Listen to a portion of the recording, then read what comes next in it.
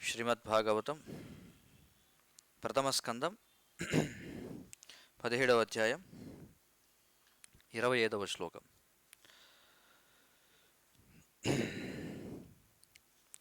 ఇదానీం ధర్మపాదస్తే సత్యం నిర్వర్తయేద్యతః తం జిగృక్షత్యధర్మోయం అనృతేనైదికః కలిః.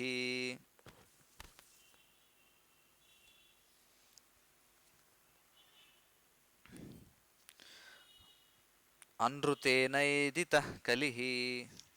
తాత్పర్యం మరి భాష్యము. కృష్ణ కృపామూర్తి శ్రీ శ్రీమద్ అభయచరణారవింద భక్తి వేదాంత స్వామి శ్రీల ప్రభుపాద ఇస్కాన్ సంస్థాపకాచార్య. నీవిప్పుడు సత్యసంధత అనేది ఒకే పాదముపై నిలిచి ఏదియో ఒక విధముగా కుంటి నడక నడుచుచున్నావు.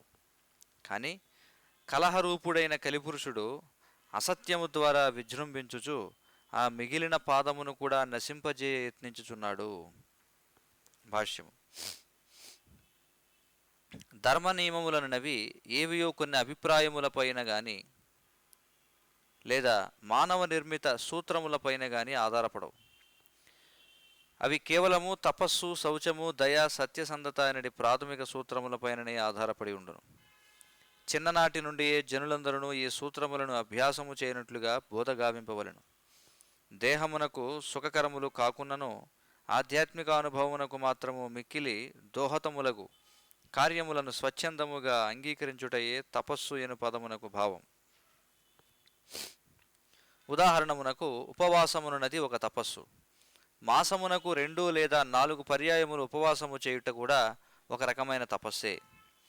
ఆధ్యాత్మిక అనుభవము కొరకే దానిని స్వచ్ఛందముగా స్వీకరింపవలెను. అట్టి దానిని రాజకీయ ప్రయోజనార్థమో లేదా మరి ఏ ఇతర ప్రయోజనార్థమో కొరకు మాత్రము చేయరాదు. ఆత్మానుభవము కొరకు గాక ఇతర ప్రయోజనార్థమై వనరింపబడు ఉపవాసములు భగవద్గీత యందు ఖండింపబడినవి. అదే విధముగా శుచిత్వమునది మనస్సు మరియు దేహము రెండింటికి అవసరం. కేవలము దేహ శుచిత్వము కొంతవరకు మాత్రమే ఉపయోగపడవచ్చును. కనుకనే మనోశుచిత్వము కూడా అత్యంత అవసరమై ఉన్నది. శ్రీకృష్ణ భగవానుని కీర్తనము ద్వారానే ఆ కార్యము సిద్ధింపగలదు. కృష్ణ కీర్తనము గావింపకుండా ఎవ్వరునూ మనోమలినత్వమును తొలగించుకొనలేరు. భగవద్రహిత సమాజము భగవానుని గూర్చిన జ్ఞానమును ఏమాత్రము కలిగిలేనందున మనస్సును ఏనాడును శుభ్రపరుపలేరు. ఈ కారణము చేతనే అట్టి నాగరికతకు చెందిన ప్రజలు ఎంతటి భౌతిక సంపన్నులైనను శుభలక్షణములను మాత్రము కలిగి ఉండరు. వాస్తవమునకు దేని ప్రభావమునైనను దాని అంతిమ ఫలమును బట్టియే నిర్ణయించవలెను. కలియుగపు మానవ నాగరికత యొక్క అంతిమ ఫలము అసంతృప్తి. ప్రతి ఒక్కరును మనశ్శాంతి కొరకై తహతహలాడుచున్నారు. పైన తెలుపబడినటువంటి మానవుల శుభలక్షణములన్నీయును సంపూర్ణముగా నెలకొని ఉన్నందున సత్యయుగమునందు మనశ్శాంతి సంపూర్ణముగా నుండిది. క్రమముగా లక్షణములన్నీయును త్రేతాయుగమున 35% దిగజారినవి. అవే లక్షణములు ద్వాపరయుగములో 50% కాగా కలియుగములో 25% క్షీణించినవి. ఆ మిగిలిన 25% కూడా విస్తరించియున్న అసత్యము వలన క్రమముగా నశించుచున్నది. గర్వముచే అనగా కృత్రిమమైనది లేదా వాస్తవమైనది గర్వముచే తపఃఫలము నశింపగలదు. అధిక స్త్రీ సాంగత్యముచే శుచిత్వము నశింపగలదు. మత్తు పదార్థములకు బానిసయుగుటచే దయ నశింపగలదు. అధిక అసత్య భాషణముచే సత్యసంధత నశింపగలదు. కానీ భాగవత ధర్మపు పునరుద్ధరణ అయినది పైన తెలుపబడిన దోషములకు మానవ సమాజము బలి కాకుండా రక్షింపగలదు. భాగవతం ప్రథమ స్కందం నుండి కలిపురుషునికి దండనము మరియు వరదానము అనే 17వ అధ్యాయాన్ని మనం చర్చిస్తున్నాం. ఇక్కడ ఈరోజు శ్లోకంలో పరీక్షిత్ మహారాజు వృషభ రూపంలో ఉన్నటువంటి ధర్మదేవతతో సంభాషిస్తున్నారనమాట. ఏమంటున్నాడంటే ఆయన, ఇప్పుడు నువ్వు సత్యసంధత అనేది ఒకే పాదముపై నిలిచి ఏదియో ఒక విధముగా కుంటి నడక నడుచుచున్నావు. చూడండి, ధర్మానికి ఎన్ని పాదములు ఉంటాయి? 4 పాదములు. ఇక్కడ మనకి ఆ, ధర్మదేవత వృషభ రూపంలో ఉంది కాబట్టి ఎద్దుకి ఎన్ని పాదములు ఉంటాయి? 4 ఉంటాయి. ఇక్కడ పరీక్షిత్ మహారాజ్ ఏమంటున్నాడంటే, ఏదో ఒక విధంగా సత్యసంధత అనే ఒక పాదముపై నిలిచి ఏదో ఒక రకంగా కుంటి నడక నడుస్తున్నావు. కానీ ఈ కలహరూపుడైన కలిపురుషుడు అసత్యము ద్వారా విజృంభించుచు ఆ మిగిలిన పాదమును కూడా నశింపజేయ యత్నించుచున్నాడు. చూడండి, ఒక కాలు మీద నిలబడి ఉన్నావు, తంటాలు పడుతున్నావు. అంటే ఏమేమి లోపించాయి? శుచి లేదు కలియుగంలో, తపస్సు లేదు, దయ లేదు. ఏదో సత్యసంధత అని ఒక పాదం ఉంది, ఒక పాదం మీద నడవడం చాలా కష్టం. ఆ మిగిలి ఉన్న ఒక పాదాన్ని కూడా నాశనం చేయాలని చూస్తున్నాడు కలిపురుషుడు. ఏ విధంగా అట? మరి సత్యాన్ని నాశనం చేసేది ఏమిటి అంటే, సత్యానికి వ్యతిరేకంగా నడిచేది ఏమిటి అంటే అసత్యం. కాబట్టి అసత్యాన్ని ఏం చేస్తున్నావు? నువ్వు విజృంభిస్తున్నావు. చూడండి, అసత్యాన్ని ప్రచారం చేస్తూ ఉన్న ఒక పాదమును కూడా నశింపజేయాలని ప్రయత్నిస్తున్నావు అని చెప్పంటున్నారు. మనకి సత్యము కలియుగంలో మనం చూసినట్లయితే పరమసత్యం అనేటువంటిది చాలా చాలా అరుదుగా మనకి లభిస్తూ ఉంటుందన్నమాట. పరమసత్యం అంటే ఏమిటి అంటే, భగవంతుని గురించిన యథార్థ జ్ఞానం ఏదైతే ఉందో చాలా చాలా అరుదుగా లభిస్తుంది కలియుగంలో. ఎక్కువ శాతం కలియుగంలో ఆధ్యాత్మికత పేరుతో, భగవద్జ్ఞానం పేరుతో ఏవి ప్రచారం అవుతున్నాయంటే అసత్యాలే ప్రచారం అవుతున్నాయి. ఎందుకంటే ఈనాడు చూడండి, ఆధ్యాత్మికత పేరుతో ఎన్నో బూటకపు సంఘాలు, సమాజాలు అవి విస్తృతంగా ప్రచారంలో ఉన్నాయి. అవునా కదా? భగవద్గీత, భాగవతం, రామాయణం, పురాణాలు, ఈ వేదాంత సూత్రాలు, వేదాలు, ఉపనిషత్తులు, వీటిపై ఆధారపడినటువంటి యథార్థమైన ధర్మం ఏదైతుందో అసలు అది ఎంతమందికి తెలుసు? సరే, భారతదేశంలో మనం చెబుతూ ఉంటాం ఇది హిందూ దేశము అని చెప్పి, హిందుస్థాన్ అని చెప్పి అంటాం. సరే, పోనీ హిందుస్థాన్గా పిలువబడే భారతదేశంలో కూడా, హిందువులని చెప్పబడే జనసమూహంలో కూడా అసలు ఎంతమందికి భగవంతుడు ఎవరో తెలుసు? ఎంతమందికి శాస్త్ర ప్రమాణం గురించిన అవగాహన ఉంది చెప్పండి? చాలా తక్కువ కదా. అందుకే కృష్ణుడు చెప్తాడు కదా, ఏమంటాడు? మనుష్యానాం సహస్రేషు కశ్చిత్ జతతి సిద్ధయే యతతామపి సిద్ధానాం కశ్చిన్ మాం వేతి తత్వతః అని చెప్పి అంటాడు. కాబట్టి ఆ హిందువులుగా చలామణి అయ్యే వారిలో కూడా పరమసత్యం ఎంతమందికి తెలుసు అంటే వేళ్ల మీద లెక్క పెట్టుకోవచ్చు అనమాట. మరి ఆధ్యాత్మికత పేరుతో ప్రచారంలో ఉన్న మిగిలినదంతా కూడా ఏమిటంటే అసత్యం. చూడండి, రకరకాల సంఘాలు, రకరకాల సంస్థలు, రకరకాల మఠాలు, రకరకాల మిషన్లు కదా, సెల్ఫ్ స్టైల్డ్ గురూస్. చూడండి, వాడికి వాడే తెల్లారేటప్పటికి గురువుగా ప్రకటించుకునేటువంటి వాళ్ళు, కొత్త కొత్త సిద్ధాంతాలు, అంటే అనాదిగా శాస్త్రంలో స్థాపించబడినటువంటి సత్యాలని నిరసిస్తూ ఆధ్యాత్మికతను ప్రచారం చేశామని చెప్పుకునేవారు ఎక్కువైపోయారు కలియుగంలో. అది ఈనాటి పరిస్థితి. కాబట్టి ఇక్కడ ఏం చెప్తున్నారంటే, ధర్మం అంటే ఏమిటి? ఇప్పుడు సాధారణంగా ఎవరైనా ధర్మం అంటే ఏమిటి అడిగామనుకోండి, ఏం చెప్తారు? ధర్మం అంటే మీరు చెప్పండి, ధర్మం అంటే ఏమిటి? మీ అభిప్రాయం ఏమిటి? అబద్ధం ఆడకుండా ఉండడం, ఇంకా భగవంతుని చేత, అది ధర్మం అంటే భగవంతుడు ఏది చెబితే అదే ధర్మం. భగవంతుడు అబద్ధం ఆడమంటే అదే ధర్మం. సాధారణంగా ఇదే అవగాహన అందరికీ. ధర్మం అంటే ఏమిటంటే, కొంతమంది ఇప్పుడు చెప్పినట్టుగా అబద్ధం ఆడకూడదు అంటారు, కొంతమంది దొంగతనం చేయకూడదు అంటారు, లేకపోతే కొంతమంది మోసం చేయకూడదు అంటారు, కొంతమంది ఎవరికి హాని చేయకూడదు అంటారు, కొంతమంది నిజాయితీగా ఉండాలంటారు, కొంతమంది ఇతరులకు సహాయం చేయడం ధర్మం అంటారు. ఇట్లా రకరకాల అవగాహనలు ఉన్నాయి. కానీ ధర్మం అనేది ఏదో కొన్ని అభిప్రాయాల మీద కానీ, అంటే నా అభిప్రాయం ప్రకారం ఇది ధర్మం, లేదా మీ అభిప్రాయం ప్రకారం ఇది ధర్మం, వాటి మీద కానీ, లేదా మానవ నిర్మిత సూత్రాల మీద కానీ ఆధారపడినటువంటిది కాదు. చూడండి, అర్థం కదా. మరి ధర్మం అనేటువంటిది 4 ఆ, సూత్రాలపై ఆధారపడి ఉంటుందట. 4 ప్రాథమిక సూత్రాలు. నువ్వు ధర్మాత్ముడివా కాదా ఎలా తేల్చాలి? అసలు నువ్వు ధర్మాన్ని ఆచరిస్తున్నావా లేదా? మనం చూస్తుంటాం కదా, ధర్మో రక్షతి రక్షిత అని చెప్పి అంటారు. ధర్మాన్ని రక్షిస్తే అది నిన్ను రక్షిస్తుంది అంటారు. కానీ ధర్మం అంటే ఏమిటో తెలియాలిగా రక్షించాలంటే. కాబట్టి ధర్మము అంటే అది 4 సూత్రాలపై ఆధారపడి ఉంటుంది. ఏమిటో 4 సూత్రాలు? సత్యము, శౌచము, దయ, తపస్సు. సత్యం, శౌచం, దయ, తపస్సు. ఈ 4 సూత్రాలు ఆచరించటంపై ధర్మం అనేది ఆధారపడి ఉంటుంది. మరి ఈ 4 సూత్రాలని ఎలా మనం ఆచరించాలి? సత్యం అనేటువంటిది ఎలా నిలబడుతుంది? జూదం ఆడకుండా ఉండడం ద్వారా. ఇంకా శౌచం అనేటువంటిది అక్రమ మైదనం చేయకుండా ఉండడం ద్వారా. తపస్సు అనేటువంటిది మత్తు పదార్థాలు స్వీకరించకుండా ఉండడం ద్వారా. ఇంకేమున్నాయి?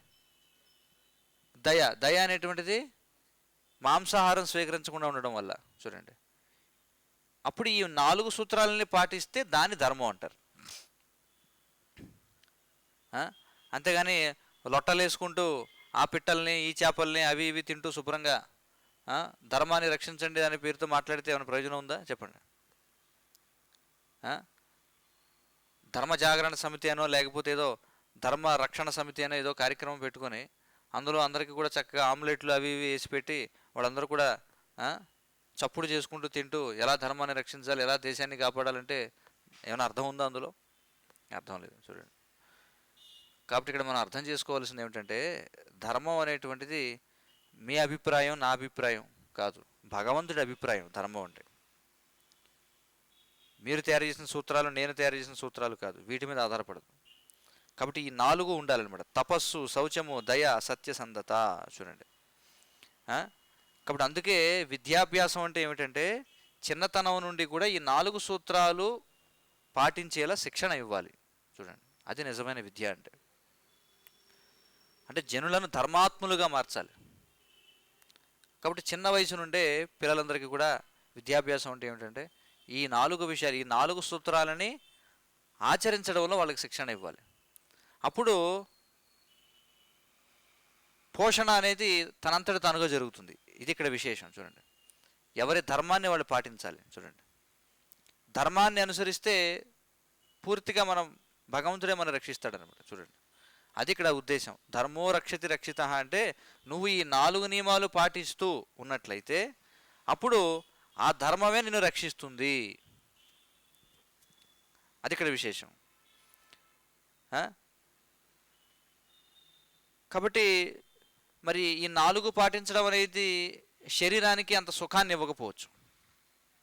అవును కదా? ఇప్పుడు ఈ 4 పాటించమని చెప్పామనుకోండి, ఎందుకని ఎక్కువ మంది ఇక్కడికి రారు, ఎందుకు ఆసక్తి చూపించరు అంటే, ఇక్కడికి వస్తే ఇదే చెప్తాం. ఏం చెప్తాం? మాంసం మానేయాలండి, చేపలు మానేయాలండి, గుడ్లు మానేయాలండి అని చెప్తాం. లేకపోతే మద్యం సేవించకూడదండి, చుట్టా, బీడీ, సిగరెట్, కైని, జరదా, కిళ్ళి, అవి ఇవి, పాన్ పరాకులు, టీ, కాఫీ మానేయాలండి. చూడండి, వ్యభిచరించరాదండి, కేవలం సంతానోత్పత్తి కోసం మాత్రమే భార్యతో అయినా సరే సంగమించాలండి అని చెప్పన్నాం. ఇక జూదం ఆడకూడదండి. జూదం అంటే పేకాట, గుర్రపందాలు అవి మాత్రమే కదండి, స్టాక్ మార్కెట్, స్పెక్యులేషన్, ఇవన్నీ కూడా గొప్ప తపస్సు. అవునా కదా? చెప్పండి. ఇప్పుడున్న సమాజంలో ఇవన్నీ ఆచరించడం అంటే సాధ్యమయ్యే పనేనా? అసాధ్యంగా అనిపించినా ఆధ్యాత్మికంగా ఉన్నతి సాధించాలంటే మాత్రం ఇవి పాటించి తీరాల్సిందే. ఒకవేళ ఈ 4 పాటించకపోతే వాడు నేను గొప్ప భక్తుడిని చెప్పుకుని ఎలాంటి ప్రయోజనం లేదు. నేను చాలా భక్తి కలిగిన క్రైస్తవుడిని, లేదా నేను భక్తి కలిగిన మహమ్మదీయుడిని, నేను చాలా గొప్ప నిజాయితీ కలిగిన సిక్కు మతస్థుడిని, నేను నిజాయితీ కలిగినటువంటి బౌద్ధుడిని, ఇలా కౌరులు చెప్పొచ్చు. నువ్వు ఏ మతానికి చెందినవాడివైనా ఈ 4 నియమాలు పాటించకపోతే నువ్వు అధర్మానికి పాల్పడినట్లే. చూడండి, ఒకవేళ ఈ 4 నియమాలు పాటించమని చెప్పనిది ఏదైనా సరే, అది ఏ మతం పేరుతో ఉన్నా అది కైటభ ధర్మంగానే మనం పరిగణించాలి. అది హిందూ మతం కావచ్చు, రకరకాల వక్తలు ఏవేవో రకరకాల ప్రవచనాలు చెప్తూ ఉండొచ్చు. కానీ వాళ్ళు ముందు అసలు ఈ 4 నియమాలు పాటించమని వాళ్ళ దగ్గరికి వచ్చే వాళ్ళకి చెప్పకపోతే వాళ్ళు చెప్పేదంతా కూడా ఎలాంటి ప్రయోజనం లేదన్నమాట. చూడండి, 20-30 సంవత్సరాలు బట్టి ప్రవచనాలు చెప్తున్నావు, కానీ ఏనాడు కూడా ఒరే నాయన ఈ 4 మౌలిక సూత్రాలు, ఈ 4 పాటిస్తేనే ధర్మం నిలబడుతుంది అనేది నువ్వు చెప్పలేకపోతే ఏం ప్రయోజనం నువ్వు మాట్లాడి? అర్థమవుతుంది కదా. కాబట్టి దేహపరంగా ఇంద్రియ భోగానికి ఇవన్నీ కూడా కష్టంగా ఉండొచ్చు, అవునా కదా. ఎందుకంటే ఈ 4 కూడా ఏమిటి? ఇంద్రియ భోగాన్ని ఇస్తాయి, అవునా కదా. దేహానికి సుఖాన్ని ఇస్తాయి లేదా? సుఖాన్ని ఇస్తాయా లేదా చెప్పండి? సుఖాన్ని ఇస్తాయి కాబట్టే కదా జనం ఏదో ఒక విధంగా మొత్తాన్ని డబ్బు సంపాదించి 4గిట్లో ఎప్పుడు కూడా మునిగిపోయి ఉందామని ప్రయత్నం చేస్తున్నారు. ఎంజాయ్మెంట్ అంటే అదే కదా. ఎంజాయ్ అంటే ఏమిటి? ఎంజాయ్ అంటే చక్కగా మనం ఏ రకం కావాలితే ఆ రకంగా మాంసం తినాలి, చేపలు, పీతలు, నత్తలు, అవి ఇవి మొత్తం, ఆ పాములు ఈ పాములు మొత్తం అన్నీ తినాలి చక్కగా. లేకపోతే రకరకాల మద్యం సేవించాలి, వ్యభిచరించాలి. చూడండి,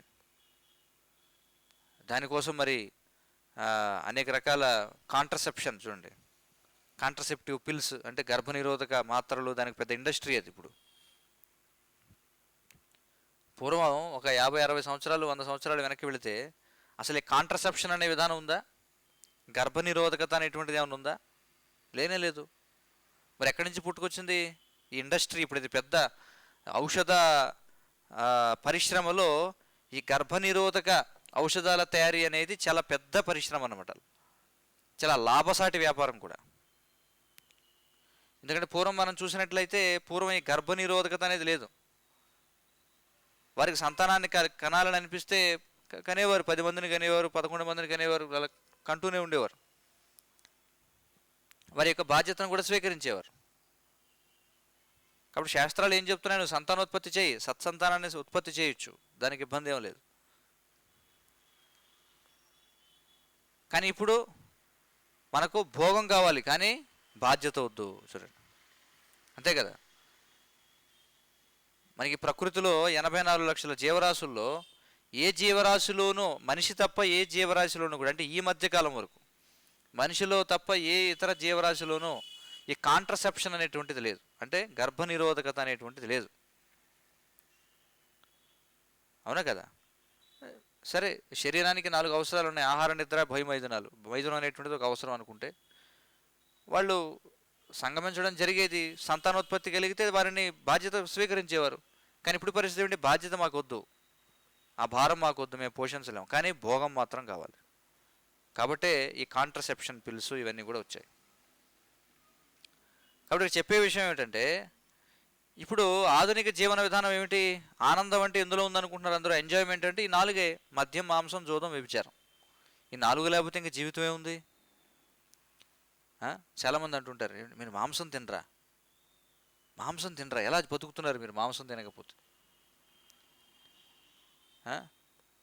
మాంసమే కదండి, టీ కాఫీ తాగరా. కింద నుంచి పైకి 2-3 సార్లు చూస్తారు, ఏమిటి వీడు, ఈ లోకవాసేనా పరలోకవాస, ఎలా సాధ్యం ఇది? సరే, మిగతాది వ్యభిచారం, జోదం పక్కన పెట్టిన మాంసం, మద్యం అనేటువంటిది, అంటే మాంసాహారం స్వీకరించడం, మత్తు పదార్థాలు స్వీకరించడం అనేది లేకపోతే ఈ రోజుల్లో అది ఒక పెద్ద వింత జీవిగా చూస్తారనమాట. చూడండి, అది పరిస్థితి. ఎందుకంటే జనం ఏమనుకుంటారంటే, సాధారణ జనులకు సరే మనం చెప్పినప్పుడు ఎవరన్నా వస్తారు, ఇప్పుడు కార్యక్రమానికి ఏదో ఇక్కడేదో ప్రతిరోజు రోడ్డు మీద నడిచి వెళ్ళేవాళ్ళు ఏదో లోపల ఏదో కార్యక్రమం జరుగుతున్నట్టుంది, ఏదో వెళ్ళి కూర్చుందాం అని చెప్పి వచ్చి కూర్చోవచ్చు. ఈ విన్నప్పుడు వాళ్ళు ఆ పరిస్థితిలో ఉందని బయటికి వెళ్ళి వాడు ఏమనుకుంటాడంటే, ఇంకెందుకు వీళ్ళ జీవితాలు, మాంసం తినరంట, టీ కాఫీ తాగరంట, కనీసం మందు తాగరంట, వ్యభిచారం చేయరంట, జోదం, ఇంకేం జీవితం ఇది అని అనుకుంటారనమాట. అంటే పైకి గౌరవించడానికి నమస్కారం అండి అని చెప్పి వెళ్ళిపోయినా వాడు లోపల అనుకుంటాడు, ఇదేం జీవితం నా బాబు అని చెప్పి, ఇంత బతికేది దానికోసమేనా అని చెప్పి. అసలు అవి లేకపోతే జీవితం ఎందుకు అనుకుంటారు జనం. చూడండి, ఎందుకంటే వాళ్ళకి జీవిత లక్ష్యం ఏమిటో తెలియదు. వాళ్ళ జీవిత లక్ష్యం వాళ్ళు ఏమనుకుంటారు? తినడం, తాగడం, ఎగరడం. ఎందుకంటే ఏ రోజు ప్రాణం పోతుందో తెలియదు కదా, అది పరిస్థితి. కాబట్టి ఇక్కడ ఏం చెప్తున్నారంటే, ఇది తపస్సే అయి ఉండొచ్చు, అందులో సందేహం లేదు. సాధారణమైనటువంటి వ్యక్తి, ఈనాటి సాధారణ వ్యక్తికి అది ఖచ్చితంగా తపస్సే. కానీ ఎవరైతే జీవిత లక్ష్యాన్ని ఎరిగి ఉండి ఆత్మసాక్షాత్కారం పొందాలి అనుకున్న వారు మాత్రం తప్పనిసరిగా వీటిని పాటించాలి అని చెప్పి చెప్తున్నారు ఇక్కడ. అర్థమవుతుంది కదా, అది ఇక్కడ చెప్పారు. కాబట్టి తపస్సు అంటే ఏమిటి? తపస్సు అనే దానికి నిర్వచనం ఏమిటి చెప్పండి? తపస్సు చేయడం అంటే ఏమిటి? తపస్సు అంటే స్వచ్ఛందంగా అసౌకర్యాన్ని స్వీకరించడం. అదవుతుంది కదా. తపస్సు అంటే స్వచ్ఛందంగా అసౌకర్యాన్ని స్వీకరిస్తాడు. దేనికోసం స్వచ్ఛందంగా అసౌకర్యాన్ని స్వీకరిస్తున్నాడు? ఒక ఉన్నత ప్రయోజనం కోసం, అవునా కదా. ఇప్పుడు ఒక విద్యార్థి ఉన్నాడు, వాడికి ఏదో ఫస్ట్ ర్యాంక్ కావాలి. ఏం చేస్తాడు వాడు? నైట్ అవుట్ చేస్తాడు, మొత్తం నిద్రపోకుండా వెలుగుగా ఉంటాడు, చాలా కష్టపడతాడు, సినిమాలకి షికార్లకి మానేస్తాడు, తర్వాత రిజల్ట్ వచ్చా చూసుకుందామని అనుకుంటాడు. కనీసం అంతవరకైనా వాడు తపస్సు చేస్తాడు, అవునా కదా. సంవత్సరం అంతా ఎలా ఉన్నా పరీక్షలు వచ్చేస్తున్నాయి ఇంకో నెల రోజుల్లో అన్నప్పుడు బాగా తపస్సు చేస్తాడు స్వచ్ఛందంగానే. వాడికి ఇష్టం ఉండదు ఆ విధంగా చేయడం. బయట జులాయిగా తిరగడం అంటే చాలా ఇష్టం, సినిమాలు చూడడం అంటే ఇష్టం. కానీ వాడు ఏం చేస్తాడు? ఒక ఉన్నత ప్రయోజనం కోసం స్వచ్ఛందంగా కొంత అసౌకర్యాన్ని స్వీకరిస్తాడు. అంటే వాడికి అది అసౌకర్యం, ఎందుకంటే వాడికి అలవాటు పడి ఉన్నాడు కదా. అలవాటు ఉన్నవాడికి అది వద్దంటే వాడికి అసౌకర్యమే, కానీ ఉన్నత ప్రయోజనం కోసం. కాబట్టి మీరు చూడండి, భౌతిక ప్రపంచంలో ప్రతి ఒక్కరూ తపస్సు చేస్తున్నారు, అవునంటారా కాదంటారా చెప్పండి? ప్రతి ఒక్కరూ తపస్సు చేస్తున్నారా లేదా? ఇప్పుడు సాఫ్ట్వేర్ ఎంప్లాయ్ ఎవడో ఉంటాడు, వాడు ఏం చేస్తాడు? వారానికి 5 రోజులు తీవ్రంగా కష్టపడతాడు. దేనికోసం? ఉన్నత ప్రయోజనం. ఏమిటో ఉన్నత ప్రయోజనం? శనివారం ఆదివారం చక్కగా ఎంజాయ్ చేయొచ్చు, అంతే కదా. ఈ రోజుల్లో చూడండి ఎలా అయిపోయిందంటే పరిస్థితి సర్వసాధారణం అయిపోయింది కదా. మాంసం, మద్యం, జూదం, వ్యభిచారం ఇవన్నీ కూడా. అయితే ఏమనుకుంటారంటే వీకెండ్లో ఇవి చేస్తే పెద్ద అతడు మంచోడే. చూడండి, ఈ రోజుల్లో మంచివాడంటే అర్థం ఏమిటంటే మాంసం, మద్యం, జూదం, వ్యభిచారం ఇవన్నీ మామూలే కదా. కానీ రోజు అదే పనిగా కాకుండా వారానికి 2 సార్లు మరి ఆ మాత్రం ఎంజాయ్మెంట్ లేకపోతే ఎలా? కాబట్టి జనం అలా అనుకుంటారనమాట. కాబట్టి మాంసం తింటే ఉంది, మాంసం తింటే చెడ్డోడా? మందు తాగితే చెడ్డోడే ఉంది? అదే పనిగా ఉండకూడదు రోజు, ఇంకా అదే పనిగా ఇంకా రోజు పొద్దున్న సాయంత్రం వరకు తాగుడే, అలా ఉంటే కాదు. పర్వాలేదు, వారానికి 2 రోజులు తప్పదు, మంచిదే, అలా అనుకుంటారు ఇప్పుడు జనం. చూడండి, కాబట్టి వాడేం చేస్తాడు? ఎప్పుడు మళ్ళీ శనివారం వస్తుందా? ఎందుకంటే ఇప్పుడు కార్పొరేట్ కల్చర్లో శనివారం ఆదివారం సెలవులు కదా. కాబట్టి 5 రోజులు కష్టపడతాడు. 5 రోజులు దేనికాయ కష్టపడుతున్నావు? 2 రోజులు నిద్రపోవడానికి. నిద్రపోవడం అంటే నా ఉద్దేశం ఇంద్రియభోగం చేయడానికి. అంటే ప్రతి ఒక్కడు తపస్సు చేస్తున్నాడు, అవునా కదా. ఇష్టం ఉన్నా లేకపోయినా ప్రతి ఒక్కడు తపస్సు చేస్తున్నాడు. కానీ దేనికోసం తపస్సు చేస్తున్నాడు? అంటే రెట్టించిన ఇంద్రియ భోగం కోసం, అవునా కదా. ఎందుకంటే మరి ఒక 5 రోజులు ఏదో రకంగా కష్టపడ్డాం అనుకోండి, ఉదయాన్నే మొత్తానికి 9 ఆఫీస్కి వెళ్ళి సాయంత్రం 5 వరకు మనం గడిపి కష్టపడితే మనకు చక్కగా 2 రోజులు, ఆ 2 రోజులు ఎప్పుడు వస్తుంది ఆ ప్రణాళిక వేసుకుంటాడు. నెక్స్ట్ వీకెండ్ ఏం చేయాలి, ఆ పై నెక్స్ట్ వీకెండ్ ఏం చేయాలని చెప్పి. అంటే ప్రతి ఒక్కరు తపస్సు చేస్తున్నారు. కానీ ఇక్కడ మనం చెప్పే తపస్సు ఏమిటంటే ఇది దివ్యమైన తపస్సు. వాడు కూడా కనీసం 5 రోజులు మందు దాక్కుని ఉంటాడు కదా, అవునా. వారాంతంలో పార్టీ, వాడికి శనివారం సాయంత్రం శుభ్రంగా మందు తాగేస్తాడు శుభ్రంగా. కానీ 5 రోజుల పాటు నిగ్రహించుకుంటాడు, ఇంద్రియ నిగ్రహణ. అవును, 5 రోజుల పాటు మనం నిగ్రహించుకోవాలి. అంటే తపస్సు తప్పదు. ఈ ప్రపంచంలో ఉన్నామంటే తపస్సు తప్పదు ఎవరికైనా సరే. కానీ ఇక్కడ మనం ఏం చెప్తున్నామంటే మెరుగైన ఇంద్రియ భోగం కోసం కాదు తపస్సు, శాశ్వత పరిష్కారం కోసం, ఆత్మసాక్షాత్కారం కోసం తపస్సు చేయమని చెబుతుంది శాస్త్రం. ఏమిటా తపస్సు అంటే జీవితకాలం పాటు ఈ 4 నియమాలు పాటించాలి. అయితే కలియుగంలో కూడా ఏమైందంటే కొంత సీజనల్ భక్తి ఎక్కువైపోయింది అనమాట. కలియుగంలో సీజనల్ భక్తి అంటే మనం చూస్తాం, కార్తీక మాసం వస్తుందంటే రకరకాల మాలలో వేసేస్తారు అందరూ. చూడండి, కొంతమంది ఏం చేస్తారంటే ఇంట్లో వాళ్ళు బలవంతంగా లాక్కి వెళ్ళిపోయి మాల ఏం చేస్తారు. ఏదో రకంగా వీడికి ఒక మండలం రోజులు 40 రోజులు మాల ఏం చేస్తే మొత్తానికి మద్యం, మాంసం, జూదం, వ్యభిచారానికి దూరంగా ఉంటాడు వీడని చెప్పి కదా. సీజనల్ భక్తి అనమాట. ఆ 40 రోజులు వాడు మంచి వాడు పెద్ద ఆధ్యాత్మికంగా పురోగమించిన వాళ్ళ పెద్ద యోగిలా ఫీల్ అయిపోతాడు అనమాట వాడు. చూడండి, మొత్తం ప్రతి మందిరానికి తిరిగేస్తుంటాడు, భజనలు చేసేస్తుంటారు, మొత్తం డ్యాన్సులు వేసేస్తుంటారు. 40 రోజులే. 40 రోజులు అయిన తర్వాత అక్కడ దిగటమే కిందే ఉంటాయి రెడీగా అన్నీ. చాలామంది నాకు తెలుసు అలాంటి వాళ్ళు. వాళ్ళు కేవలం ఎందుకు వేస్తారని అడిగితే కనీసం ఇది కూడా చేయకపోతే డాక్టర్ చచ్చిపోతామని చెప్పాడండి. కనీసం ఇదిగో ఈ రకంగా ఏదో మాల వేయబట్టి ఆ 40 రోజులు నిగ్రహంతో ఉండబట్టి బండి ముందుకెళ్తుందండి అనేవాళ్ళు ఉన్నారు చాలామంది. కాబట్టి ఇక్కడ మనం చెప్పేది ఏమిటంటే, ఇక్కడ ధర్మాన్ని ఆచరించడం అంటే సీజనల్గా ధర్మాన్ని ఆచరించడం కాదు, జీవితాంతం ధర్మాన్ని ఆచరించాలి. దేనికోసం అంటే ఉన్నత ప్రయోజనం కోసం. ఏమిటది అంటే అసలు ఈ జన్మ మృత్యు జరావ్యాధి అనేటువంటి దుఃఖం నుంచి బయటపడడం కోసం. కాబట్టి దాన్ని స్వచ్ఛందంగా స్వీకరించాలి. కాబట్టి ఇక్కడ ఏం చెప్తున్నారంటే, తపస్సు అనేటువంటిది శాస్త్రాలు ఏం చెప్తున్నాయి, కేవలం ఆధ్యాత్మిక ప్రయోజనం కోసమే తపస్సు చేయాలి తప్ప రాజకీయ ప్రయోజనాల కోసం కాదు. ఉదాహరణకు మనం ఈ రోజుల్లో చూస్తే చూడండి, రాజకీయ కారణాల కోసం ఉపవాసాలు చేస్తుంటారు, నిరాహార దీక్ష చూడండి, అవునా? నిరాహార దీక్షలు చేసేవాళ్ళు కదా పూర్వం, ఇప్పుడు అలా చేయట్లేదండి. ఇప్పుడు ఏంటి రిలే నిరాహార దీక్షలు అంటున్నారు. ఇప్పుడు రిలే నిరాహార దీక్షలు అంటే అర్థం ఏమిటి అంటే ఒక పూటే నిరాహార దీక్ష. అది కూడా చాలాసార్లు టీవీలో చెప్తుంటాడు. పైన ఎదర శిబిరంలో 10 మంది కూర్చుంటారు, వెనక్కి షిఫ్ట్ వరకు వెనక్కి వచ్చి వాడు బిర్యానీ తినేస్తుంటాడు వెనక్కి వచ్చి, మళ్ళీ ఎదరికి ఆడు దండ వేసి మళ్ళీ ఆడి దండే వాడు వేసుకుని కూర్చుంటాడు. మళ్ళీ ఏదో ప్లకార్డు ఒకటి పట్టుకుంటాడు. ఈ రోజుల్లో ఫోన్లు వచ్చాయి కాబట్టి ఫోన్లో చూసుకుంటూ ఉంటాడు, మైక్ ఏదో ఆన్ చేసేస్తారో ఆడు ప్లకార్డు పట్టుకుని ఆడు ఆడుకుంటూ ఉంటాడు. రమ్మీ ఏదో వచ్చేసింది కదా ఈ రోజుల్లో, అది పరిస్థితి. కనీసం పూర్వం కొంచెం వెనక్కి వెళితే నిరాహార దీక్ష చేసేవాళ్ళు, గాంధీ లేకపోతే పొట్టి శ్రీరాములు చాలామంది ఇలా నిరాహార దీక్షలు చేసేవారు. కానీ చూడండి, భగవద్గీతలో 17వ అధ్యాయం 5 నుండి 6 శ్లోకాల్లో కృష్ణుడు స్పష్టంగా చెప్పాడు. ఏమన్నాడంటే, రాజకీయ ప్రయోజనాల కోసం అంటే ఆధ్యాత్మిక ప్రయోజనాల కోసం తప్ప వేరే ప్రయోజనాల కోసం ఇలాంటి తపస్సు చేయకూడదు. అర్థమైంది కదా? మరుగుదొడ్ల కోసం నిరాహార దీక్ష, లేకపోతే జీతాలు పెంచాలని నిరాహార దీక్ష, సెలవులు పెంచాలని నిరాహార దీక్ష, కాంట్రాక్ట్ ఉద్యోగాలని పెర్మనెంట్ చేయాలని నిరాహార దీక్ష, ఇలాంటివి చేయకూడదు. అది తామసికమైనటువంటి తపస్సు అని చెప్పి శాస్త్రాలు చెప్తున్నాయి. సాత్వికమైన తపస్సు అంటే ఆధ్యాత్మిక లక్ష్యం కోసం ఉపవాసం చేయడం. అది ఎలా, అది కూడా చెప్పుకున్నాం. నెలలో 2 ఏకాదశులు వస్తాయి. ప్రతి ఏకాదశి ఉపవాసం, వీలైనంత వరకు శక్తి మేరకు ఉపవాసం చేయాలి ప్రతి ఏకాదశికి కూడా. లేదా 4 సార్లు నెలకి చూడండి. అది ఖచ్చితంగా శరీరానికి కొంచెం ఇబ్బందిగా ఉన్నట్టు ఉండొచ్చు, కానీ అది చాలా భౌతికంగా చూసినా అది శరీరానికి చాలా మేలు చేస్తుంది.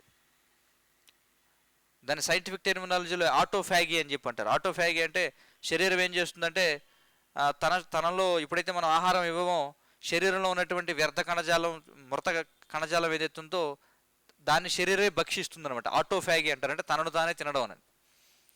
దాని మీద ఎవరికి ఈ మధ్య జపాన్ వాడికి ఒక నోబెల్ బహుమతి కూడా వచ్చిందట.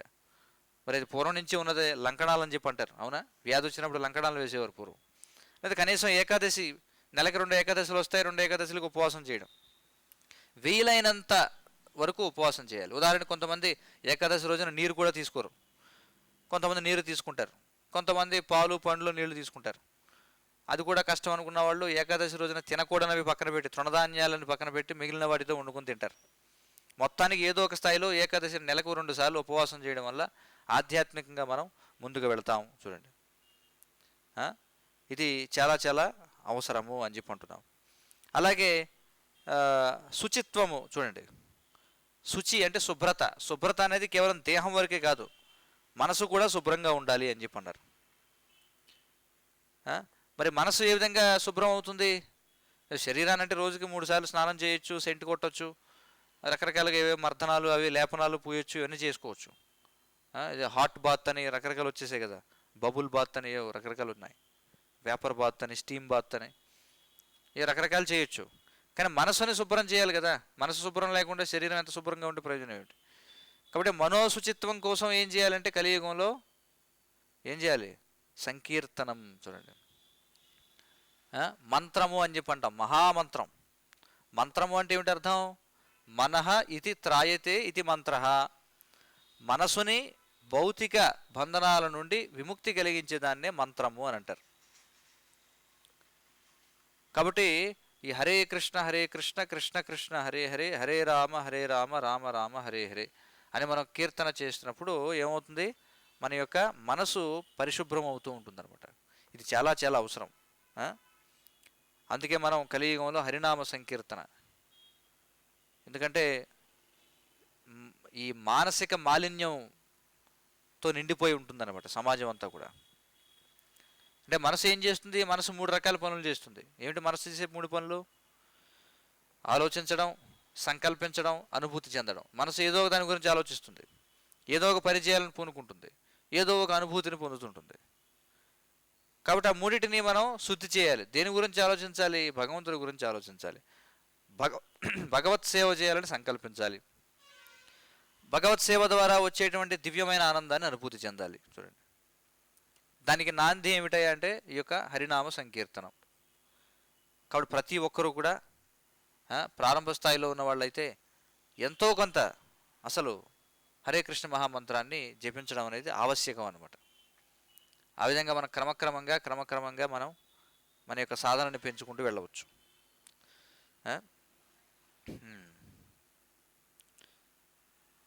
కాబట్టి ఇక్కడ చెప్తున్నారు చూడండి, భగవద్రహిత సమాజము భగవానుని గూర్చిన జ్ఞానమును ఏమాత్రము కలిగి లేనందున మనస్సును ఏనాడును శుభ్రపరుపలేదు. చూడండి ఇక్కడ ఏమన్నారు, ఈ కారణము చేతనే అట్టి నాగరికతకు చెందిన ప్రజలు ఎంతటి భౌతిక సంపన్నులైనను శుభలక్షణములను మాత్రము కలిగి ఉండరు. చూడండి,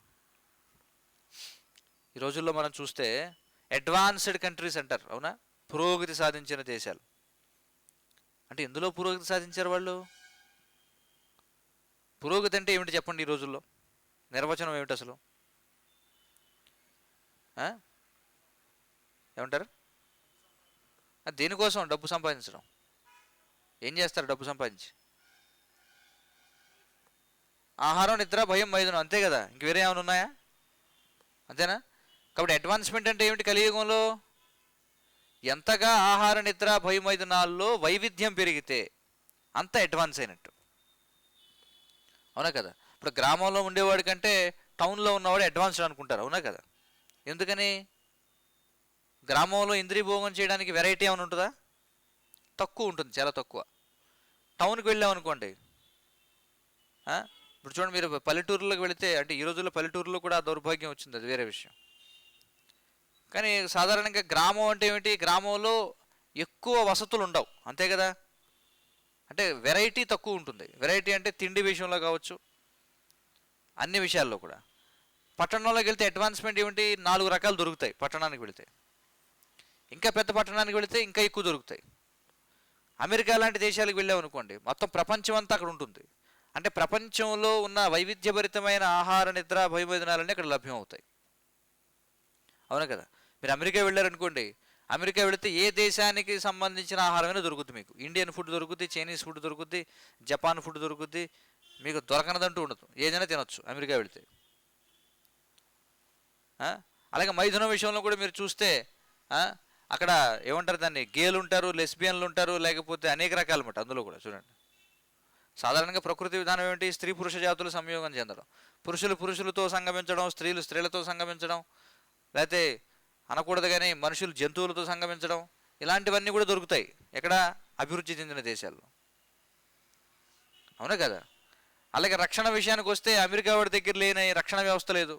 డ్రోన్లు అంటాడు, రోబోట్స్ అంటాడు. ఈ రోజుల్లో అసలు యుద్ధ రంగంలోకి వెళ్ళి సైనికులు యుద్ధం చేయడం అనేది కూడా మానేసి ఇప్పుడు ఏం చేస్తున్నారంటే డ్రోన్ల ద్వారా ఎలా యుద్ధం చేయాలని ఆలోచిస్తున్నారు. అంటే అడ్వాన్స్మెంట్ అంటే ఏమీ లేదు. ఆహార, నిద్ర, భయమైదునాల్లో ఎంత వైవిధ్యం ఉంది నీ దగ్గర, అంత వైవిధ్యం ఉంటే అంత నువ్వు అడ్వాన్స్ అయినట్టు. డబ్బు ఉన్నవాడికి లేనివాడికి తేడా ఏమిటి చెప్పండి? డబ్బు లేనివాడికి గంజి తాగుతాడు అనుకుందాం. ఈ రోజుల్లో గంజి ఎవడు తాగుతున్నాడు? అసలు ఏ ధనం లేకపోయినా వాడికి ఏదో ఒక రంగు కార్డు ఇచ్చేసి మొత్తానికి వాడికి నెల నెల అకౌంట్లో వేసేస్తున్నారు కదా. కాబట్టి వాడు కూడా చక్కగా బ్రాందీ విస్కీ తాగుతున్నాడు వాడు కూడా గ్రామాల్లో, అవునా కదా. సరే పోనీ అది పక్కన పెడితే, ధనం లేనివాడు ఏం చేస్తాడంటే వాడికి వైవిధ్యం ఉండదు, వాడు ఏదో ఒక అన్నం కూర తింటాడు, అంతే కదా. డబ్బున్నవాడైతే ఫ్రిడ్జ్ కొనుక్కుంటాడు, ఫ్రిడ్జ్ ఒకటి కొనుక్కొని దొరకనివన్నీ అందులో స్టోర్ చేసుకుంటాడు, అంతే కదా. వాడికి కావాల్సినప్పుడు తింటాడు, అదే కదా వాడికి ఉన్న వెసులుబాటు. ఇంకేమైనా ఉందా? అంటే ధనం ఉండడం వల్ల ఇదేనా వెసులుబాటు? ఇంకేమైనా ఉందా చెప్పండి? ఆహార, నిద్ర, భయ, మైథునం, ఈ 4 విషయాల్లో ఎంత ధనం ఎక్కువ ఉంటే అంత వెరైటీ, వెసులుబాటు అంటే అదే కంఫర్ట్, సౌఖ్యం అనేది ఉంటుంది. ఇంకా మరి అభివృద్ధి అంటే ఏమిటి? అదే కదా అభివృద్ధి అంటే. కాబట్టి ఇక్కడ ఏమంటున్నారంటే, ఇప్పుడు అభివృద్ధి అంటే అలా అనుకుంటున్నాం, కానీ అభివృద్ధి అంటే ఏమిటట? సరే, ఇప్పుడు ఏదైనా ఫలేన పరిచయతే అనేది ఒక నానుడి. శాస్త్రం ఏం చెప్తున్నాడంటే అంతిమ ఫలితం ద్వారా నువ్వు చేసిన పనిని నిర్ధారించాలి. చూడండి, ఒక వ్యక్తి అనవచ్చు, నేను చాలా గొప్ప వంటగాడినండి, నేను బాగా వంట చేస్తానని. ఎలా తెలుస్తుంది నువ్వు గొప్ప వంటవాడివో లేదో? ఎలా తెలుస్తుంది చెప్పండి? నువ్వు చేసిన వంట నుంచి తెలుస్తుంది. ఆ వంట నలుగురికి పెడితే వాళ్ళు చెప్తారు నువ్వు మంచి వంటవాడివా కాదా అని చెప్పి. ఏ రంగమైన అదే కదా, ఏదైనా ఫలితం ద్వారానే కదా నిర్ణయించేది. ఇప్పుడు చూడండి, మనకి 5 ఏళ్ళకి ఒకసారి ప్రభుత్వాలు మారిపోతుంటాయి. ఎందుకు మారిపోతున్నారు అంటే వాడు చెప్పొచ్చు, వాడు వచ్చినప్పుడు ఏదో పార్టీ మేనిఫెస్టో, మేము అధికారంలోకి వస్తే అది చేస్తాం, ఇది చేస్తాం, అది చేస్తాం, ఇది చేస్తాం అంటాడు. వాడు చెప్పినైనా చేశాడా లేదా, వాడు ఏం చేశాడనేది ఎక్కడ ఎలా తెలుస్తుంది? మళ్ళీ 5 ఏళ్ల తర్వాత వాడు ఎన్నికల్లో నెగ్గుతాడు, ఓడిపోతాడా? అదే కదా లిట్మస్ టెస్ట్ ఇందులో, కొలమానం. కాబట్టి ప్రతిదానికి ఏదైనా సరే అంతిమంగా ఫలితం ఏమిటి అనేది నిర్ధారించాలి. మరి ఇప్పుడున్నటువంటి నాగరికత ఏదైతే ఉందో, ఏది అడ్వాన్స్మెంట్, ఆహార నిద్ర భయం మైదానాల్లో వైవిధ్యభరితమైనటువంటి పురోగతి ఏదైతే సాధించామో మనం, ఆ పురోగతి ఏదైతే ఉందో దాని యొక్క ఫలితం ఏమిటంటే చివరికి ఫ్రస్ట్రేషన్. చూడండి, అదే కదా అంతిమ ఫలితం ఏమిటంటే అసంతృప్తి. జపాన్ లాంటి దేశాలు, అమెరికా లాంటి దేశాలు ఏమిటి ప్రయోజనం ఏమిటి అంతిమంగా చెప్పండి? అందరూ ఏమిటి పరిస్థితి అక్కడ? అన్నిటికంటే బాగా ఇప్పుడు ఇండియాలో ఏమో డయాబెటిస్టులకు లేదా కార్డియాలజిస్టులకు బాగా డిమాండ్. ఎందుకంటే ఇండియాలో బాగా తినేసి పని చేయకుండా కూర్చొని శుభ్రంగా ఎవరికవాడికి పొట్ట పెంచుకొని డయాబెటీస్ వచ్చి అదొచ్చి ఇది వచ్చి చచ్చిపోతున్నారు ఇక్కడ. అమెరికా లాంటి దేశాల్లో దేనివల్ల అంటే మానసిక సమస్యలు. చూడండి, అంతే కదా. జపాన్లో ఈ మధ్యకాలంలో చూస్తే కరోనా వైరస్ వల్ల, ఇప్పుడు ఆ లాక్డౌన్ పీరియడ్ ఏదైతే ఉందో ఆ లాక్డౌన్ పీరియడ్లో కరోనా వైరస్ వల్ల వచ్చి చనిపోయిన వాళ్ళకంటే ఆత్మహత్యలు చేసుకుని చనిపోయిన వాళ్ళ సంఖ్య ఎక్కువ. చూడండి, ఆ 6 నెలలు 7 నెలలు ఏదైతే లాక్డౌన్ చేశారో వాళ్ళు లెక్క వేశారు, అసలు జపాన్లో ఎంతమంది చనిపోయారు కరోనా వైరస్ వల్ల. అది 20,000 ఎంత లెక్క వచ్చింది. మరి ఆత్మహత్యలు చేసుకుని చనిపోయిన వాళ్ళు ఎంత? 40,000 50,000 ఉంది అందులో. చూడండి, అదేమిటండి మరి జపాన్ చాలా చెప్తుంటారు కదా, టైం వేస్ట్ చేయరు జపాన్లో ఎవరు కూడా.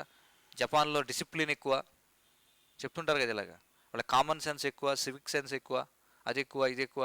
వాళ్ళు వాడల్లో కూడా పంటలు పండిస్తారు, మేడల మీద కూడా కూరగాయలు పండిస్తారు, ఇట్లా రకరకాల ఏవో చెప్తారు. మరి ఏమిటి అంతిమ ఫలితం ఏమిటి?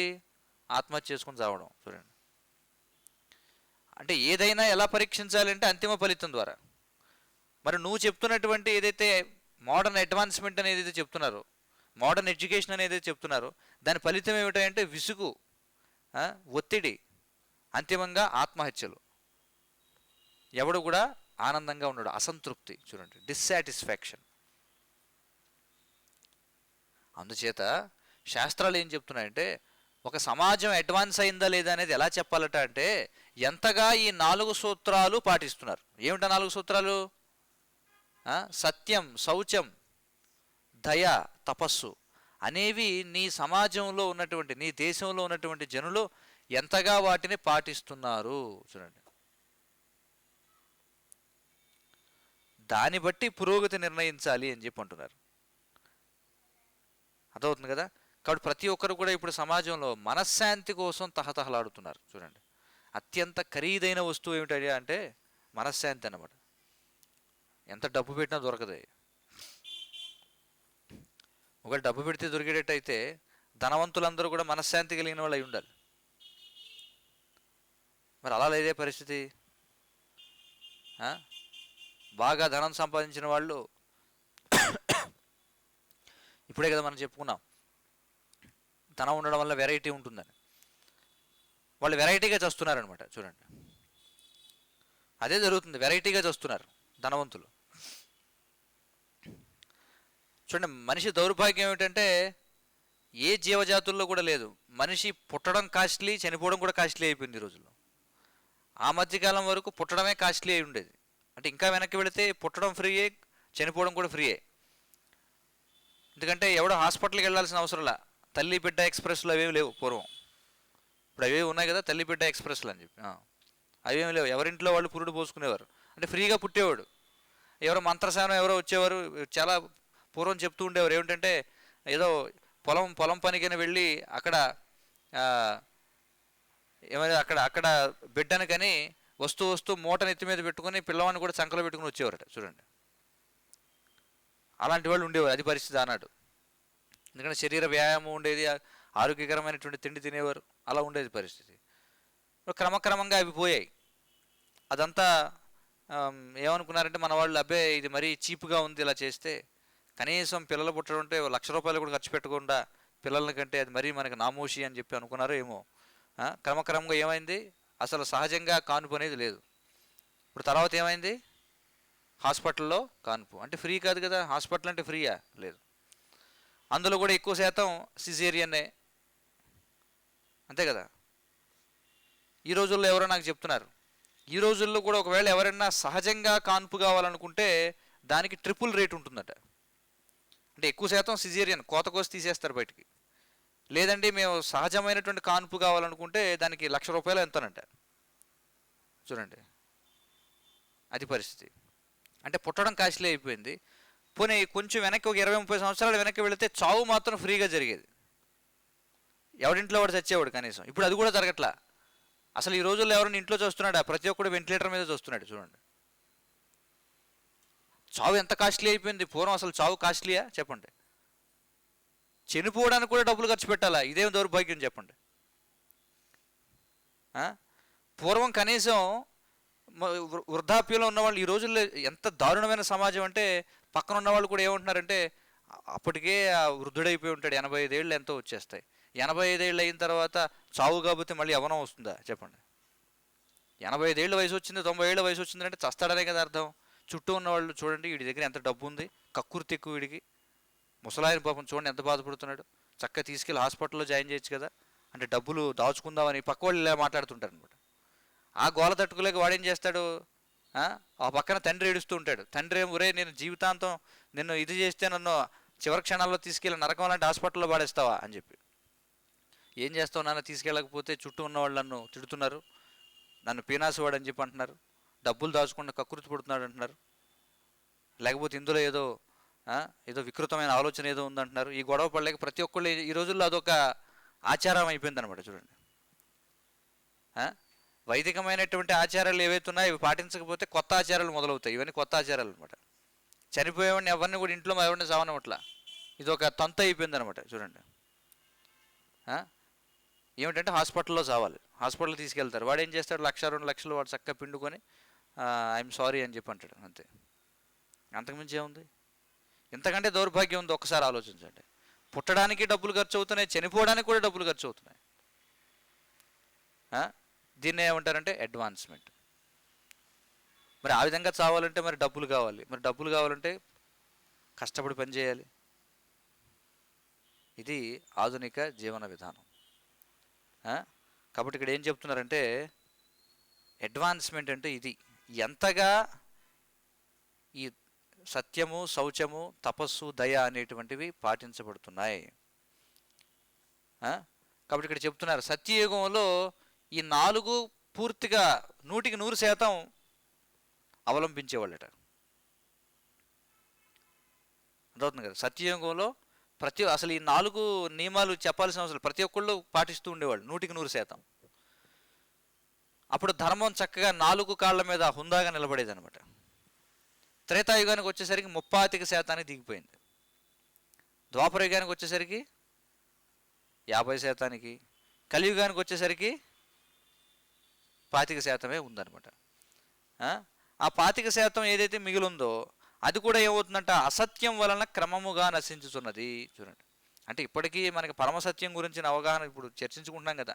ఆచార్యుల దయ వల్ల భగవద్గీత, భాగవతం యథాతథంగా ఇప్పటికీ కూడా ఇంకా యుగధర్మ హరినామ సంకీర్తనం, దాన్ని ఎలాంటి ఖర్చు లేకుండా ఇప్పటికీ కొంచెం ఫ్రీగా మనకి అన్ని లభ్యం అవుతున్నాయి.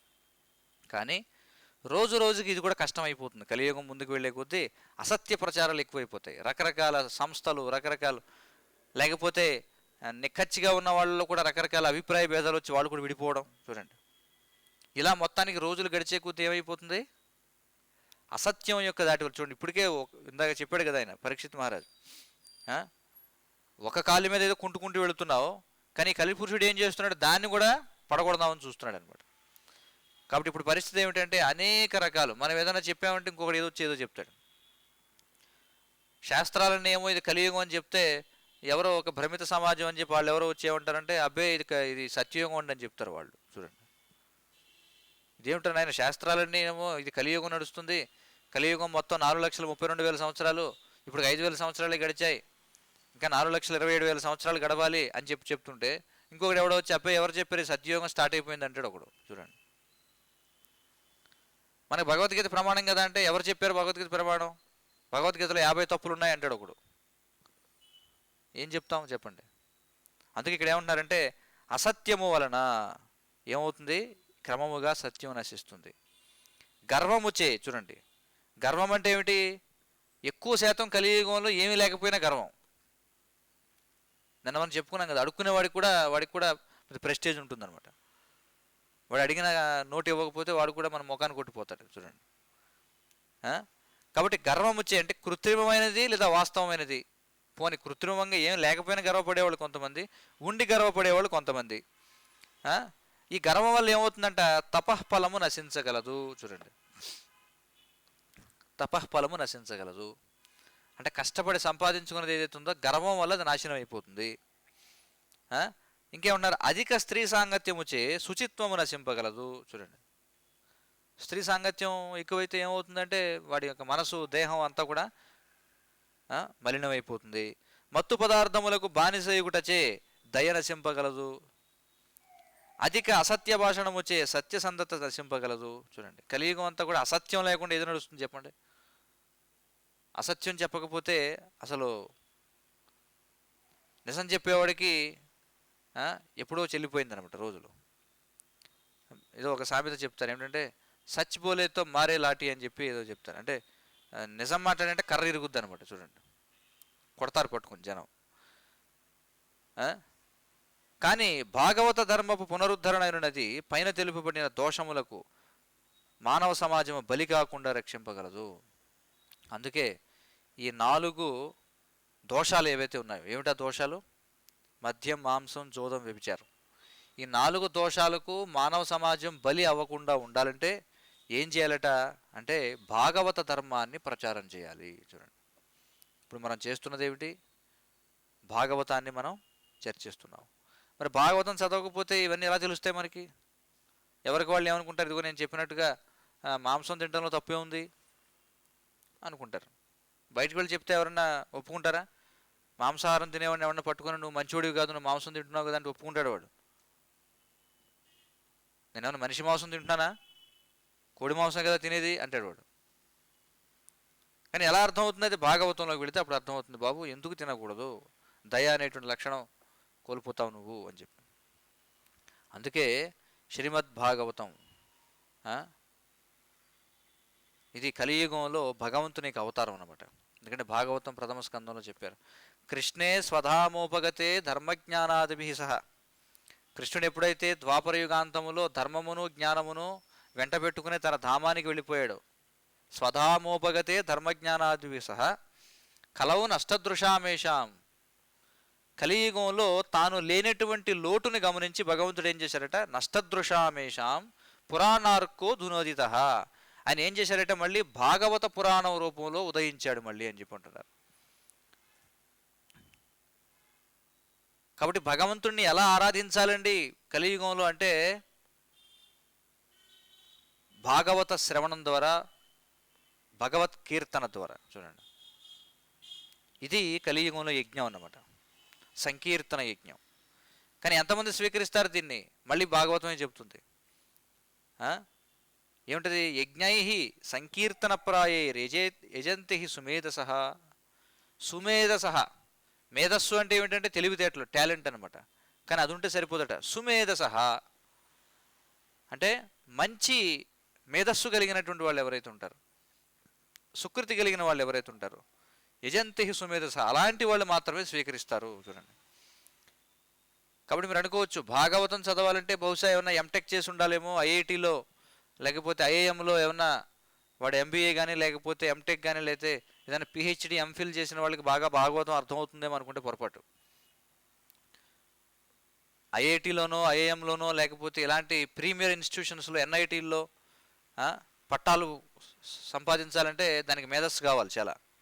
కానీ ఆ మేధస్సు కాదు భాగవతం అర్థం చేసుకోవడానికి కావాల్సింది, సుమేధసహ అని చెప్పన్నారు. కాబట్టి ఆ సుమేధసహ అనేది దానికి ఎలాంటి విద్యాభ్యాసం కూడా అవసరం లేదనమాట. సరళంగా జీవించగలిగితే చాలు. యజంతే సుమేధసహ, అలాంటి వారు ఈ భాగవతాన్ని అర్థం చేసుకోగలుగుతారు. కాబట్టి ఇది అత్యవసర పరిస్థితి అనమాట కలియుగంలో. ఎందుకంటే భాగవతాన్ని మనం ప్రచారం చేయకపోతే సమాజం చాలా అంధకార కోపంలోకి ప్రవేశిస్తుంది అనమాట. హరే కృష్ణ. కాబట్టి మా యొక్క విన్నపం ఏమిటంటే దయచేసి ప్రతి ఒక్కరు కూడా భాగవతం చదవడం ప్రారంభించండి. మీకు ఏ భాషలో అర్థమైతే, ఇంగ్లీష్ దాదాపుగా ప్రపంచపు ముఖ్యమైన అన్ని భాషల్లో కూడా భాగవతం అనువాదం చేయబడింది. మన వద్ద ఇంగ్లీష్లో, తెలుగులో, అలాగే హిందీలో అన్ని భాషల్లో లభ్యం అవుతుంది. ఈ భాగవతం అనేది పూర్తిగా 18,000 శ్లోకాలతో కూడినటువంటిది. 12 స్కందాలు, 18 పుస్తకాలు. అయితే కనీసం మొట్టమొదట అదంతా తీసుకోలేకపోయినా, అంత సామర్థ్యం లేదని అనుకున్నా, కనీసం మొదటి భాగమైనా తీసుకొని చదవండి. ఎందుకంటే చూడండి, ఇప్పుడు మనం చర్చించేదంతా మొదటి స్కందమే. ఇదంతా అసలు మొదటి స్కందంలోనే ఎంత మనం ఎన్నో రోజులుగా చర్చిస్తున్నాం. ఇక్కడికి క్రమం తప్పకుండా వచ్చేవారందరికీ తెలుస్తుంది. ఎన్ని ప్రస్తుతం సమాజం ఎదుర్కొంటున్నటువంటి ఎన్ని రకాల సమస్యలకు భాగవతం పరిష్కారం ఇచ్చిందో చూడండి. మరి మొదటి స్కందంలోనే ఇలా ఉంది, మరి మిగతా స్కందాలు ఏమిటి చూడండి. ముందుకు ఇంకా వెళితే ఇంకా ఈ మొదటి స్కందం ఏదైతే ఉందో ఇది శ్రీకృష్ణ భగవానుని యొక్క పాదపద్మాలతో పోల్చబడింది. నాకు చెప్పుకున్నాం కదా, భాగవతానికి భగవంతుడికి వ్యత్యాసం లేదని.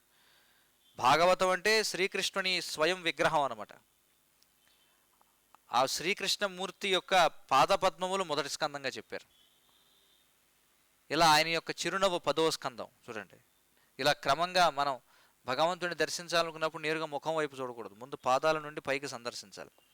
భగవంతుడిని ఎప్పుడు కూడా కింద నుండి పాదాల నుండి దర్శనం చేసుకోవాలన్నమాట. అయితే దురదృష్టవశాత్తు కలియుగంలో ఆ సమయం కూడా ఎక్కడ ఉంటుంది, ఎంతో డబ్బు ఖర్చు పెట్టుకుని తిరుపతి వెళ్తారు, జరగండి జరగండి అంటాడు వాడు. అసలు అటు చూసేలోపే మనం వెళ్ళిపోతాం పక్కకి. అందుకే కలియుగంలో ఏమన్నారంటే ఇవన్నీ కాదు, కలియుగంలో భగవంతుడిని చక్కగా మీ ఇంటి దగ్గరే కూర్చొని ఎలాంటి ఖర్చు లేకుండా భాగవత శ్రవణం చేస్తూ హరే కృష్ణ మహామంత్రాన్ని జపిస్తూ కృష్ణప్రసాదం స్వీకరిస్తూ అంతకంటే ఉన్నతమైనటువంటి ఫలితాన్ని పొందొచ్చు అని చెప్పారు. కాబట్టి మేధస్సు కలిగిన వాళ్ళు దయచేసి తప్పనిసరిగా అందరూ కూడా ఈ భాగవతం లేకపోతే తీసుకోండి, తీసుకొని అందరూ కూడా చదవండి దయచేసి. హరే కృష్ణ. ఏమైనా ప్రశ్నలు సూచనలు ఉంటే చెప్పండి. ఏమైనా ప్రశ్నలు ఉన్నాయి ఎవరికైనా?